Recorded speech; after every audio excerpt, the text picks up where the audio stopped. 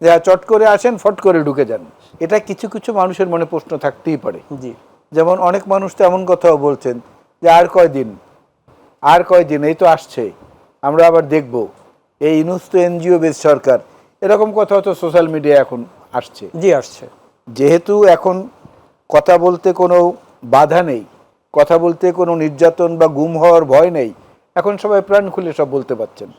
আবার বলছেন আওয়ামী লীগের সভানেত্রী পার্শ্ববর্তী দেশ থেকে বলেছেন সীমান্তের কাছে আছি, চট করে আমি চলে আসতে পারি, চট করে আমি ঢুকে যেতে পারি। সেটার উপর আবার দেখা গেলো ইঁদুরের খাঁচা বানিয়ে কারা সামনে একটা ইঁদুর দিয়ে ঘোরাফেরা করছে, তারা বলছে যে চট করে আসেন, ফট করে ঢুকে যান। তো এই যে বিষয়গুলো, এগুলো তো বাক স্বাধীনতার বিষয় এবং যার যার মৌলিক চিন্তা চেতনার বিষয়। আমরা নির্বাচনের জন্য মোটেই তাড়াহুড়ো করছি না। প্রিন্স ভাই যেভাবে বলেছেন সেইভাবে আমরা বলছি যে গণতন্ত্রের একটা মূল প্রতিপাদ্য বিষয় হলো নির্বাচন। না হলে নির্বাচিত প্রতিনিধি না হলে এই সংস্কারগুলো সম্পন্ন করবে কারা?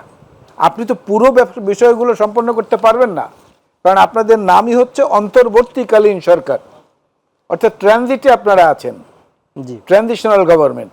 আপনারা সংস্কারটা শুরু করবেন, শুরু করতে হলেও তো এখন দেখা যাচ্ছে রাজনীতিবিদদের ছাড়া আপনারা পারছেন না, কারণ ভুল হচ্ছে পদে পদে, পদে পদে ভুল হচ্ছে।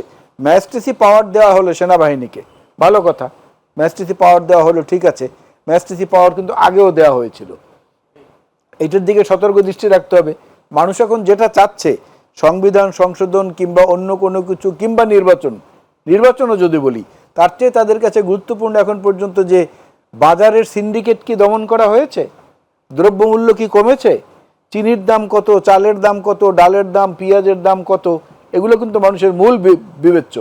কারণ এদেশের সব মানুষ তো আর এস আলম না, সব মানুষ তো আর আহমেদ আকবর সোবহান না, আর সব মানুষ সালমান রহমানও না, ওই ব্যাংকার ফজলুর রহমানও না, নজরুল ইসলামও না, এটা না। সুতরাং সাধারণ মানুষের বৃহত্তর অংশের চাহিদা হলো ওটা।